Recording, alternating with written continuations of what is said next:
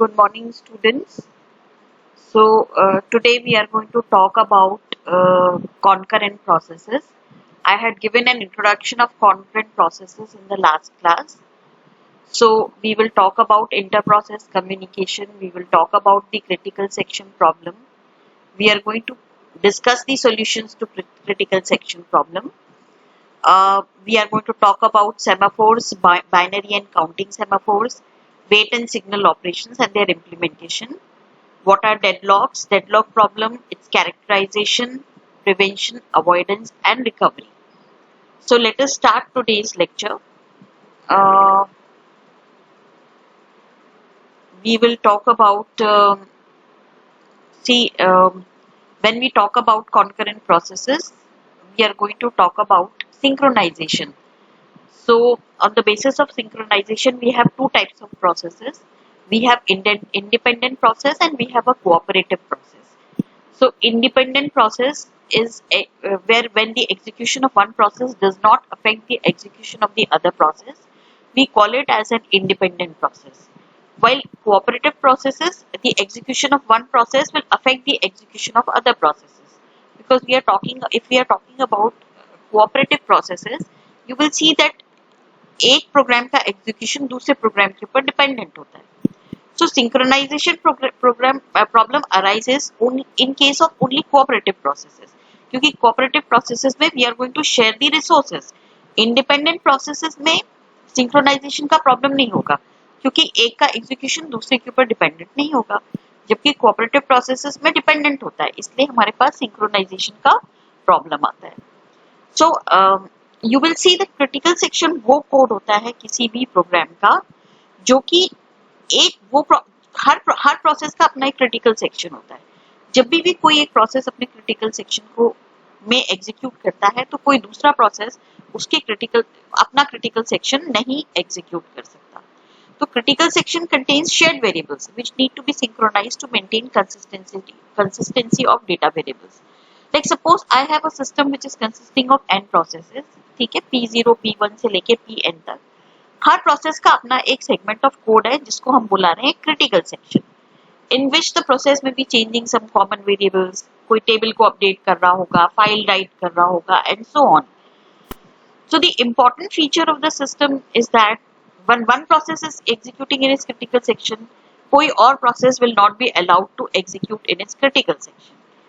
दो प्रोसेसेस अगर अपने क्रिटिकल सेक्शन में एक साथ एग्जीक्यूट नहीं कर सकते, ठीक है. तो क्रिटिकल सेक्शन प्रॉब्लम जो होती है वो ऐसा प्रोटोकॉल डिजाइन करती है जहां प्रोसेसेस को आपस में कोऑपरेट करना पड़ता है. कोऑपरेट क्यों करना पड़ता है? क्योंकि अगर एक प्रोसेस अपना क्रिटिकल सेक्शन एग्जीक्यूट कर रहा है तो दूसरा प्रोसेस अपना क्रिटिकल सेक्शन नहीं एग्जीक्यूट कर सकता. तो हमें कोई प्रोटोकॉल बनाना पड़ेगा कि किस तरह से प्रोसेसेस अपने अपने क्रिटिकल सेक्शन को एग्जीक्यूट करें, ठीक है. तो जो भी सेक्शन इंप्लीमेंट कर रहा है उस रिक्वेस्ट को कि उसको क्रिटिकल सेक्शन में एग्जीक्यूट करना है, उस रिक्वेस्ट का हम बोलते हैं एंट्री सेक्शन. और जहां से वो अपने क्रिटिकल सेक्शन को एग्जिट करता है उसको अपन बोलते हैं एग्जिट सेक्शन. तो जैसे ये है अपना क्रिटिकल सेक्शन, तो हम एंट्री सेक्शन में गए. एंट्री सेक्शन के बाद हम क्रिटिकल सेक्शन को जो भी प्रोसेस ने अपने एंट्री सेक्शन में एंटर किया है वो एंटर करेगा, अपने क्रिटिकल सेक्शन को एग्जीक्यूट करेगा और एग्जिट सेक्शन से एग्जिट हो जाएगा. एग्जिट होने के बाद फिर वो अपने क्रिटिकल सेक्शन को नहीं एग्जीक्यूट करेगा, अब वो अपने रिमाइंडर सेक्शन को एग्जीक्यूट करेगा और ये पूरा डू व्हाइल लूप के अंदर काम चलता है, ठीक है. अगर मेरे को क्रिटिकल सेक्शन प्रॉब्लम का कोई भी सोल्यूशन बनाना है तो उसमें it has to satisfy 3 requirements. पहला रिक्वायरमेंट है म्यूचुअल एक्सक्लूजन का, दूसरा रिक्वायरमेंट है प्रोग्रेस का और तीसरा रिक्वायरमेंट है बाउंडेड वेटिंग का. तो म्यूचुअल एक्सक्लूजन में अगर प्रोसेस एग्जीक्यूट कर रहा है अपने क्रिटिकल सेक्शन में तो किसी और प्रोसेस को हम अलाउ नहीं करते to execute in the critical section, ठीक है. प्रोग्रेस मींस अगर कोई प्रोसेस अपने क्रिटिकल सेक्शन में है तो कोई भी other process from outside can block it from entering the critical section, ठीक है. If no process is in critical section then no other process from outside can block it. मतलब progress means अगर वो अपने कोई भी प्रोसेस क्रिटिकल सेक्शन में नहीं है तो कोई भी प्रोसेस किसी प्रोसेस को रोक नहीं सकता अपने क्रिटिकल सेक्शन को एग्जीक्यूट करने के लिए. और तीसरा है bounded waiting. Bounded waiting means a bound has to exist on the number of times कोई भी प्रोसेस अलाउड होता है अपने क्रिटिकल सेक्शन में एग्जीक्यूट करने के लिए after a process has made a request to enter its critical section and before that request is granted. तो हमको एक बाउंड फिक्स करना पड़ता है जब हम कि कितनी बार वो अपने क्रिटिकल सेक्शन में एग्जीक्यूट हो सकता है, ठीक है। अगर वो बार बार मान लो कोई रिकर्सिव सेक्शन है और बार बार वो एग्जीक्यूट कर रहा है तो दूसरा कोई प्रोसेस अपना क्रिटिकल सेक्शन एग्जीक्यूट नहीं करना पड़ेगा। तो अपन एक बाउंड लगा देते हैं कि इससे ज्यादा हमको क्रिटिकल सेक्शन में नहीं एग्जीक्यूट करना है, ठीक है। अगर अब देखो किसी भी पॉइंट ऑफ टाइम में अगर आप कर्नल को देखो तो kernel mode processes will be active in the operating system, ठीक है। जैसे सपोज में कई बार क्या होता है कर्नल को रेस कंडीशन में चला जाता है। इसको हम एक एग्जांपल से अपन समझते हैं। Suppose for example kernel data structure is maintaining a list of open files in the system. Now this list has to be modified from time to time. जैसे ही नई फाइल ओपन होगी तो इस लिस्ट को हमको मॉडिफाई करना पड़ेगा। जैसे ही हम इस फाइल को क्लोज करेंगे किसी फाइल को तो हमको उसको इस लिस्ट से एग्जिट कराना पड़ेगा, ठीक है। अगर दो प्रोसेसेस एक साथ अपनी फाइल को ओपन करते हैं तो it becomes difficult to change the list. इस कंडीशन को जब दोनों एक साथ साइमल्टेनियसली ओपन कर रहे हैं तो इस कंडीशन में हमारे को लिस्ट को अपडेट करना थोड़ा सा मुश्किल हो जाता है और ऐसी कंडीशन को हम रेस कंडीशन बोलते हैं। तो रेस कंडीशंस भी आती हैं जब भी हमारे पास मोर देन वन प्रोसेसेस अगर एग्जीक्यूट कर रहे हैं। तो ये जो क्रिटिकल सेक्शन का प्रॉब्लम है इसका पहला सोल्यूशन होता है जो पीटरसन ने दिया है, which is known as Peterson solution. तो पीटरसन जो है it is a classic software based solution to the critical section problem but you will see that Peterson's solution is only restricted to two processes, ठीक है। इसमें हम दो processes को refer करेंगे एज P0 P1 या फिर हम कन्वीनियंस के लिए उनको PI PJ से डिनोट कर देते हैं और ऐसे भी बोल सकते हैं कि I and I-1 minus I। तो जैसे हमारे पास पीटरसन सॉल्यूशन में हमारे पास दो डेटा आइटम्स होते हैं, एक तो इंटीजर होता है जिसको हम टर्न बोलते हैं, दूसरा हमारा बुलियन होता है जिसको हम फ्लैग बोलते हैं। तो इसमें क्या होता है कभी भी कोई भी वेरिएबल टर्न जो है indicates whose turn it is to enter the critical section. So if turn is equal to I, then process PI is allowed to execute its critical section. ठीक है। Flag array is used to indicate if a process is ready to enter its critical section. अगर flag I true है then this value indicates that PI is ready to enter its critical section. तो अपन इसको एक example से देख लेते हैं। पहले मैं एक एग्जांपल बता देती हूँ आपको। जैसे अगर मेरे पास अगर फ्लैग I है वो ट्रू है, मतलब I जो है वो अपने क्रिटिकल सेक्शन में अभी एग्जीक्यूट कर रहा है और उससे पहले उसको turn is equal to I था तभी वो फ्लैग I ट्रू करके अपना क्रिटिकल सेक्शन एग्जीक्यूट कर रहा है। दूसरा प्रोसेस है J, तो उसने टर्न इक्वल टू J कर दिया, मतलब जब वो अपने क्रिटिकल सेक्शन से एग्जिट करेगा तो किसका टर्न हो जाएगा, J का टर्न हो जाएगा। तो नेक्स्ट हमारे पास while स्टेटमेंट हम देंगे while J is true and turn J is equal to I, मतलब J ने अपनी टर्न को J कर दिया, turn is equal to J हो जाएगा। तो J will enter its critical section और फिर वो फ्लैग I को क्या कर देगा, जब क्रिटिकल सेक्शन से बाहर निकलेगा उसको फॉल्स कर देगा और फॉल्स करके अपने रिमाइंडर सेक्शन को एग्जीक्यूट करेगा। तो इस तरीके से हम काम करते हैं क्योंकि फ्लैग I अब फॉल्स हो जाएगा क्योंकि क्रिटिकल सेक्शन में अभी कौन है, J है क्रिटिकल सेक्शन में, तो फ्लैग I फॉल्स हो जाएगा और फ्लैग और जो I वाला प्रोसेस है वो अपने रिमाइंडर सेक्शन में एग्जीक्यूट करेगा और J अपने क्रिटिकल सेक्शन में एग्जीक्यूट करेगा और ये प्रोसेस कंटिन्यू हो जाएगा। तो अगर आप देखोगे तो पीटरसन सॉल्यूशन जो है वो तीनों कंडीशंस को प्रिजर्व कर रहा है, म्यूचुअल एक्सक्लूजन भी क्योंकि हम वो एश्योर कर रहा है कि एक ही प्रोसेस एक बार में अपने क्रिटिकल सेक्शन को एग्जीक्यूट करे, प्रोग्रेस भी हो रही है क्योंकि outside the critical section is not blocking any other process, और बाउंडेड वेटिंग भी प्रिजर्व हो रही है as every process is getting a fair chance. But disadvantage क्या है कि एक तो इसमें बिजी वेटिंग का बहुत बड़ा प्रोसेस होता है, दूसरे प्रोसेस को वेट करना होता है। दूसरा क्रिटिकल मेनली क्या है, पीटरसन सॉल्यूशन जो है वो फिक्स टू दो प्रोसेसेस है, तो हम लिमिटेड टू टू प्रोसेसेस होते हैं, तो हमारे लिए मतलब इसको हम कहीं एक्सटेंड नहीं कर पाते। जबकि अगर हम मल्टी प्रोसेसिंग एनवायरनमेंट में जाएंगे, कॉन्करेंट प्रोसेसिंग की बात करेंगे, तो you will see that more than two processes are running. So let us try to find another solution which we can extend to maybe n processes which are running at a time. तो जो दूसरा software solution है critical section problem को is known as semaphores. Semaphore was proposed by Dijkstra's in 1965.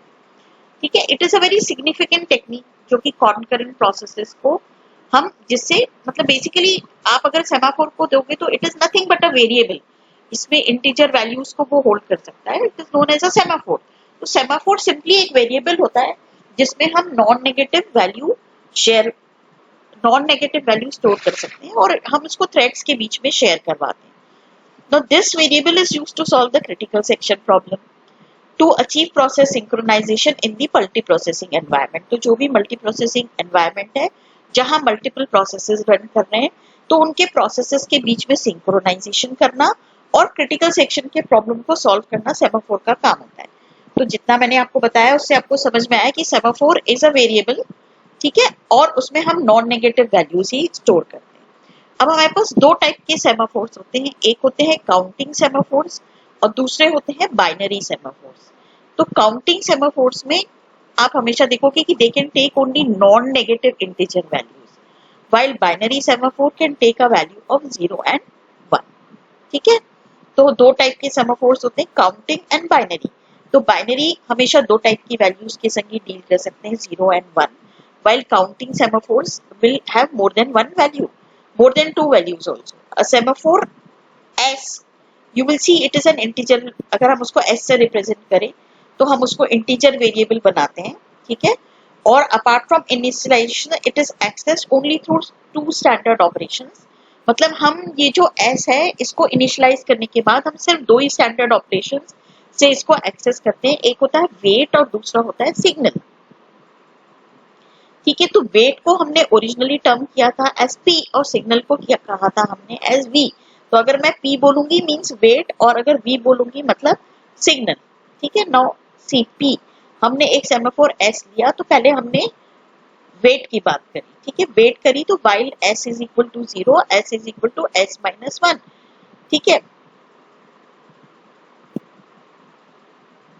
And और दूसरा क्या है, semaphore S is equal to S minus, मतलब सिग्नल करेगा तो हम एस की वैल्यू एस प्लस 1 से कर देंगे. ये वाइल है, ये वेट वाले स्टेट में है, मतलब इसके बाद ये अपने क्रिटिकल सेक्शन को एग्जीक्यूट कर रहा है, वेट करने को बोला है उसने.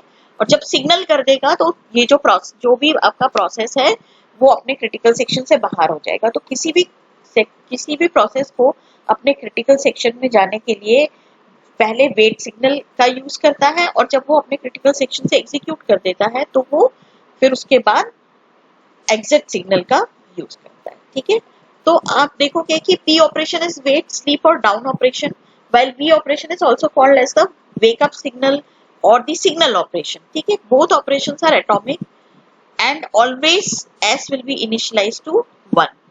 ठीक है, अब हम इसको एक एग्जाम्पल के संग देख लेते हैं. कोई कोड चल रहा है हमारा, तो अगर हमारा कोई भी एक प्रोसेस है उसको क्रिटिकल सेक्शन में एग्जीक्यूट करना है तो वो यहाँ से देखो उसने वेट सिग्नल दिया और यहाँ से उसने सिग्नल दे दिया to execute into the remainder section. ठीक है, अब देखो इसमें हम म्यूचुअल एक्सक्लूजन को कैसे इम्प्लीमेंट करते हैं. ठीक है, अगर मेरे पास दो प्रोसेसेस है P1 और P2 और हमने एक सेमाफोर S है जो इनिशियलाइज किया एज 1. ठीक है, now if P1 enter its critical section then the value of semaphore S becomes 0. ठीक है, तो पहले इनिशियलाइज है हमारा S as 1. अगर P1 एंटर करता है अपने क्रिटिकल सेक्शन में तो हम S को 0 बना देते हैं. Now if P2 wants to enter its critical section then it will wait until S is greater than 0. तो जब तक S 0 रहेगा मतलब P1 जो है अपने क्रिटिकल सेक्शन को एग्जीक्यूट कर रहा है, तो P2 अपने क्रिटिकल सेक्शन को एग्जीक्यूट नहीं कर सकता, वो वेट करेगा जब तक S की वैल्यू 0 से बढ़ जाती है. This can only happen when P1 finishes its critical section and it is going to call the signal operation on semaphore S. तो इससे हम म्यूचुअल एक्सक्लूजन अचीव कर देते हैं. तो जैसे ही वो सिग्नल ऑपरेशन बुलाएगा S की वैल्यू 1 हो जाएगी और P2 अपने क्रिटिकल सेक्शन में चला जाएगा. ठीक है, तो ये इस तरीके से होता है कि हमारे पास ये P1 P2 दो प्रोसेसेस हैं. तो पहले स्टेट में P1 is executing in the non-critical section and P2 is also executing in non-critical. तो S की वैल्यू 1 है. जैसे ही P1 अपने क्रिटिकल सेक्शन में गया उसने S की वैल्यू 0 कर दी और P2 जो है वो एग्जीक्यूट कर रहा है अपने नॉन क्रिटिकल सेक्शन में. थर्ड स्टेज में देखो P1 एग्जीक्यूट कर रहा है अपने क्रिटिकल सेक्शन में बट P2 ने बोला कि it wants to enter the critical section but can't as S is equal to 0. ठीक है, स्टेट 4 में देखो P1 ने एग्जिट कर दिया अपना क्रिटिकल सेक्शन और S की वैल्यू 1 बना दी. जैसी S की वैल्यू 1 बना दी कौन सा P2 प्रोसेस जो है वो एंटर करता है critical section as S is equal to 1 and updates S is equal to 0. तो जब P2 अपने क्रिटिकल में एग्जीक्यूट कर रहा है तो उसने S की वैल्यू 0 बना दी, तो P1 can not enter its critical section. तो this was an example of binary semaphores. ठीक है, आपके पास अगर काउंटिंग सेमाफोर्स होंगे तो we will have more than one semaphore also. So whenever we are talking about counting semaphores यानी हमारे पास मोर देन वन प्रोसेस है, तो आप देखोगे कि कई बार P1 P2 P3 P4 अगर मेरे पास 3-4 प्रोसेसेस हैं, तो कई बार एक प्रोसेस जब अपने क्रिटिकल सेक्शन में जाता है, दूसरा वेट करता है, अपने पास रिसोर्सेज लिमिटेड होते हैं, हम रिसोर्सेज शेयर करते हैं, तो उसमें हमारे पास डेडलॉक्स की प्रॉब्लम आती है। ठीक है, so we will talk about counting semaphores and we will talk about deadlocks in the next class, in the next class. Till then, take care students and keep studying. और ये सारे slides आप देखते रहो, and in case of any doubts you can always get back.